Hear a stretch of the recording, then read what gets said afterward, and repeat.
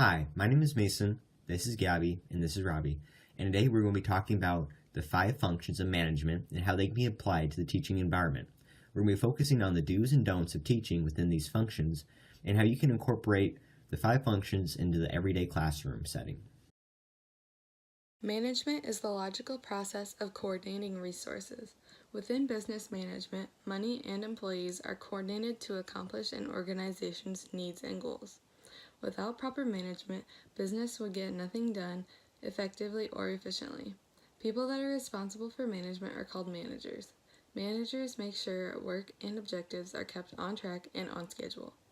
Their job is to oversee the entire operation by dealing with suppliers, obtaining resources, and keeping employees on track.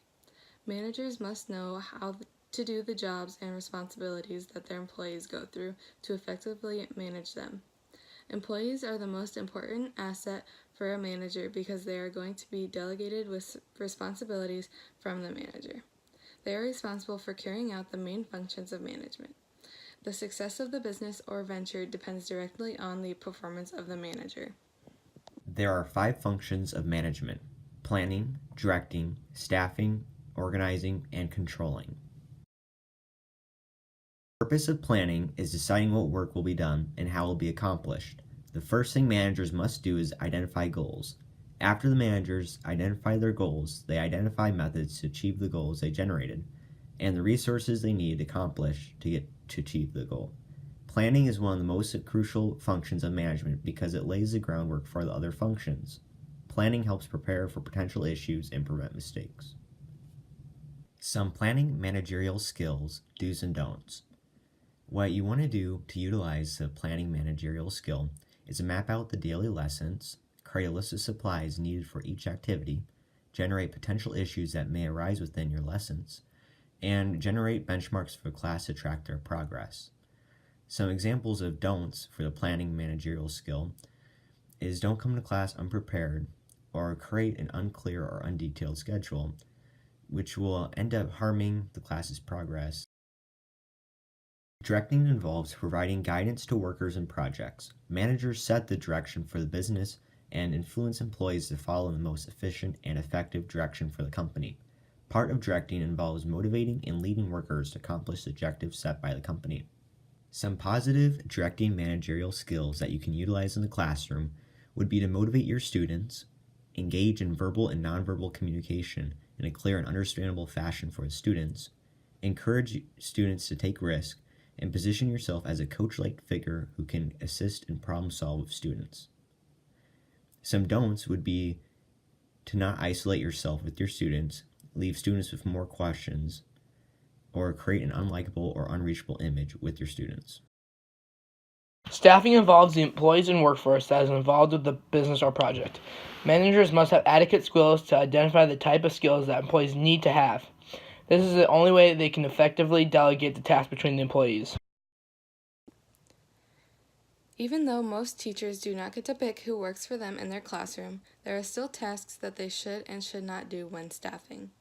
One thing teachers can do for the staffing function is assign jobs within the classroom to help keep the classroom clean and organized. In this classroom, the teacher is assigning jobs and tasks to the students. When the teacher is finished, the students don't move because they do not know what to do or when the job needs to be done by. Teachers should not just tell the students what their job is without explaining it. What they should have done is used a job chart like shown in the example, or a spreadsheet that says what the students need to accomplish and when it needs to be done by. This makes it clear for what their job is and the purpose and when it needs to be done by. How tasks and jobs will be delegated between departments and lines of authority. This function plays hand in hand with the planning function because it helps create a plan and layout for working effectively. The work accomplished in the organizing function helps let employees know what their jobs are and who their supervisors are. Teachers need to organize in order to be able to effectively carry out the plans that they've came up with beforehand in the planning function. They also need to make sure that the classroom is organized in case any emergencies arise or anything appears to go wrong. This teacher keeps all of their papers neat and organized and also has all of their materials clean and organized so they are easily accessible for them and the students. Controlling involves monitoring the work effort that's produced by the company. Managers coordinate the business's activities to make sure that the company is performing effectively and achieving its goals. There is a strong link between planning and controlling. Planning sets the goals, while controlling checks to make sure that the goals are being met.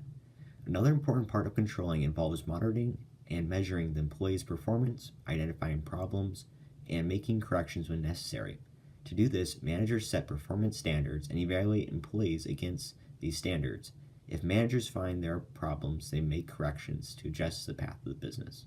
A way to incorporate the controlling managerial skills would be to check and monitor the classroom's progress, create an in-depth analysis that tracks each children's development, which can be shared effectively with their guardians, or the teacher could make needed changes to help better the student's learning ability with the data that they have gathered through the control process.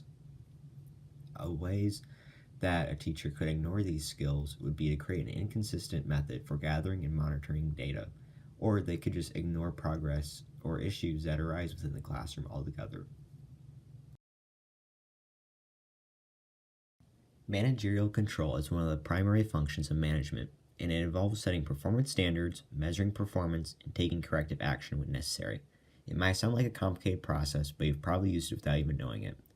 There are plenty of ways to incorporate managerial control in a classroom, and here are a few examples. There are 3 types of managerial control. There's feed-forward control, concurrent control, and feedback control. These all vary in purpose within a business organization. Feed-forward controls, often referred to as preliminary or preventative controls, attempt to identify and prevent issues before they occur. Feed-forward controls focus on human and financial resources within the organization. These controls are most noticeable in the selection and hiring of new employees.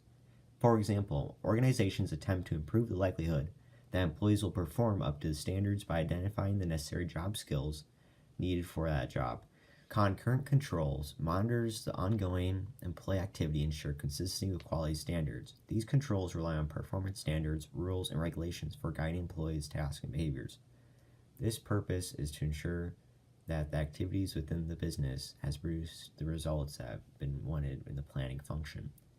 An example of this in the teaching environment is the government will judge a school's performance by nationwide tests to determine the growth and development of a student body that is achieved during that year. Feedback control involves reviewing information to determine whether performance meets established standards. For example, suppose a school established a goal of increasing its graduation rate by 5% in the next 5 years. To ensure that goal is reached, the organization must monitor its dropout rate and failed classes on a monthly basis. After 1 year, if the graduation rate is up by 2%, the school might assume that plans are going according to schedule. 2 methods of managerial control is mutual adjustment and direct supervision. In mutual adjustment, in this approach, workers help each other on what needs to be done and how it should be done. Coordination and control is left in the hands of those that perform the work. Direct supervision, however, is when a person is assigned to supervise a group of workers and a formal hierarchy is established. The supervisor issues orders and directions, monitors work performance, and makes adjustments as necessary. This is the end of the video. We hope you can apply the 5 functions of management within the teaching environment. Thanks for watching.